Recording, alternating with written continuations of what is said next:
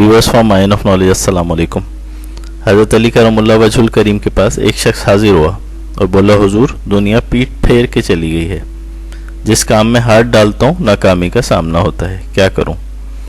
इल्म और हिकमत के दरवाजे मौला अली अलैहिस्सलाम ने फरमाया, कुरान पाक की ये आयत हर नमाज के बाद 27 बार पढ़ लिया करो।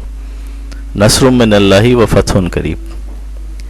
इस वर्ष से फरिश्ते इंसानों के कदमों में पर बिछाते हैं और उसे कामयाबी की राह पर गामजन कर देते हैं। बेहतर नताइज के लिए अव्वल व आखिर 3 बार दुरूद इब्राहिमी पढ़ लिया करें। यह आयत कुरानी बहुत पुरतासीर और ज़ोरावर है। सिरातुल जिनान में साहिब तफसीर इस आयत में मौजूद बशारत बयान करते हैं, यानी ए ईमान वालों, उखरवी नेमतों, मग़फ़िरत और सवाब के अलावा अल्लाह सुब्हानहू व तआला दुनिया ही में एक नेमत तुम्हें देगा जिसे तुम पसंद करते हो, और वो नेमत अल्लाह सुब्हानहू व तआला की मदद और जल्द आने वाली फ़तह है। और ए महबूब सल्लल्लाहु अलैहि वसल्लम, मुसलमानों को दुनिया में फ़तह की और आखिरत में जन्नत की खुशखबरी सुना दें।